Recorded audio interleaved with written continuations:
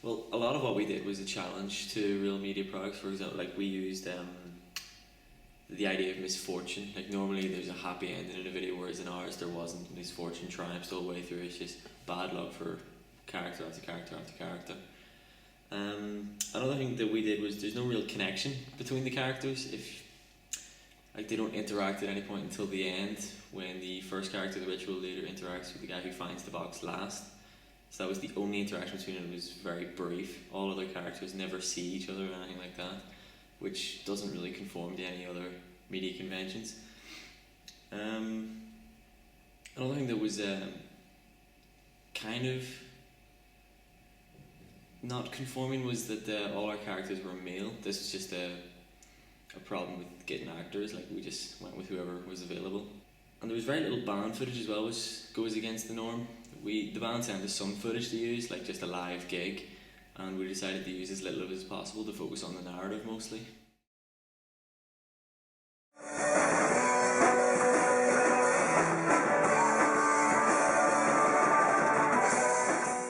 One of the videos we found that was quite similar to what we thought we'd be looking for was Elbow, Grounds for Divorce. It's kind of a really indie video with a lot of live footage from the band. And Chris, the lead singer of OKS, he sent us through 3 videos that he thought would kind of similar to his style, and he was hoping then that would give us an idea of what we would use then for the music video. And he also sent us along a small message telling us that he would like something different, individual, just something really indie, something unique, something that no one had really done before. So we tried then to, mostly break conventions rather than go along with them. The 3 videos then that Chris sent through this were Ryan Hemsworth, which was Charlie Wingate, Wilco, Born Alone, and a video by another band from the Small Town America label, which was More Than Conquerors and Lion of Man. They're all really simplistic videos apart from the Ryan Hemsworth one, which is completely animated, so we didn't really think there was much chance of us doing that. We don't have the experience to use that. But we did then draw inspiration from that, in that there was very little band shots in it. That's why we decided then to focus more on the narrative than the band. The conventions in regards to websites, the websites are generally full of really eye-catching colour, something that just draws your attention completely. We decided to go against that. We decided to go for something, again, really simplistic, just drawing inspiration again from the videos that Chris sent us through. So we decided to go for mostly black and white and just really plain looking website, but it looks very indie in my opinion. And we used a similar font then to what we used on the Digipack, so just to join them both together, link them in the audience's mind. Normally again, Digipacks are conventionally very bright colours, and they're normally very band focused. We usually have like quotes and info on the band, whereas we wanted to just stay as simplistic as possible, again just drawing influence from like our Krypton Sun's previous albums and the videos Chris sent us through. We wanted to focus on kind of a simplistic feel to it, like the internal, so we only included the lyrics really of Ill Wind, which we just thought was a nice touch to include. People want to sing along and that kind of thing. And then we focused mostly on the music video rather than the band, which we thought it was quite unusual. You don't really see albums that focus on music videos instead of the band that makes them, but we thought that would allow it to be consistent between the music video and the ancillary text then. So we tried to just keep the album really bare bones internally. The only complex part was really the front cover, which was just graphics then from the music video. The only thing we really conform with is the tempo of the video matches the tempo of the song really.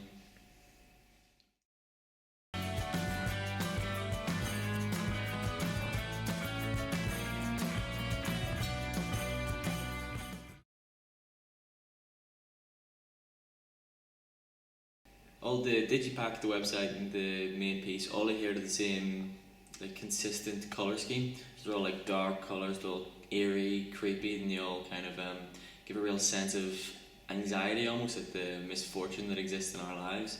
We also used the same kind of graphics in the Digipack that we did in the video. So there's 3 scenes in the video where there's flashes, where the characters are going slightly crazy and they can see tarot cards and things like this, and we used those on the cover of the digipack just to be consistent, and it worked really well with the cover, so that was great. And that just keeps a consistent vibe throughout the whole piece. One of the main combining features of our text was the mask. Really, the mask was used an awful lot in the video. It was the mask that the ritual leader wore, and we used it then on the front cover of the digipack. We also included there the tarot cards, which were like flashing up during the video, like when the characters opened the box, you know, to kind of symbolise fate and ill wind, really. And so we used them on the cover, which, you know, kind of combined the two. And that represents, you know, fate and ill wind that blows through our lives. And the mask itself is representative of a more primitive, like kind of age, so that he was set before the others, like time wise. So that was we kind of drew inspiration for that from a kind of picked war paint, that kind of thing. And another thing we used in regards to the text to combine them was the font. The fonts were very similar, but on the digipack we used like a dark carnival font, whereas the website we used a slightly more simplistic version. The audience feedback was overall really positive. They said the mise-en-scène was really good and that the location and costumes were great. They did say that they would like to see more of the band, which is unfortunate. We made the decision to include less of the band, even though they sent us the footage, which we thought would carry on the narrative better, but it did seem to go on for a bit too long. We noticed that ourselves at the end. There were also some instances of poor acting, which was kind of unavoidable. Like, we're not really great actors. This is our own fault, you know, it couldn't be avoided. Just to add on to the audience feedback section there, we uploaded the video to YouTube then, like a kind of a rough version of it, and some of our friends had a look at it, you know, just to see what they thought of it. And some of the feedback we got, you know, just constructive criticism, was that the opening scene where the ritual leader is like putting the memories in the box, it's possibly too dark, just, you know, a wee bit too dark. People were saying that the spirit part was slightly difficult to see. And another person said that the ritual could be more gruesome. I'm not really sure if we could have done that. That was, like, we wanted to go simplistic as well, but gruesome might have been a step too far away from indie and into more, I don't know, horror. So that's where we got the comments, and just off YouTube, just our target audience on YouTube.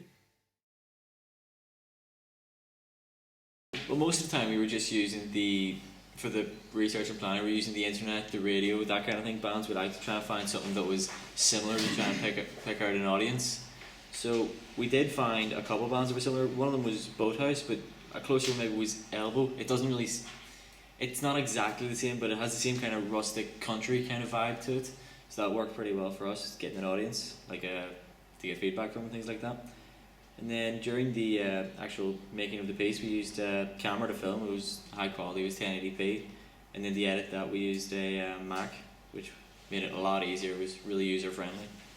And the only other thing that we used then was Facebook to organise like when we were going and things like that. And because we had another actor who wasn't in school with us, so we needed to get him, like telling him what times to come down at and where to go and things like that. So it was quite easy then to use Facebook. During the planning stages, we came up with 3 individual ideas that we then sent on to our Krypton son.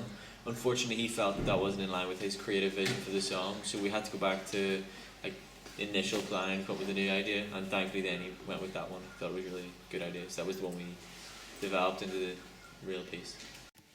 Some of the media technologies that we used during the planning stages would be Last.fm, you know, just trying to get some similar bands, same with SoundCloud then.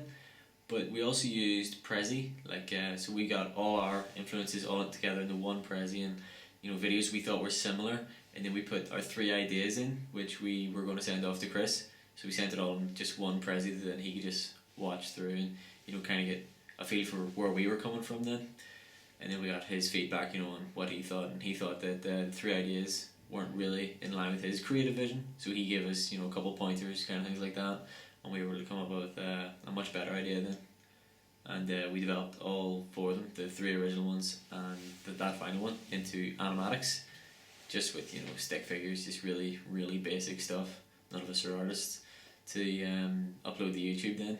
And the first three were in the Prezi to show to Chris, and he was much more pleased with the final one.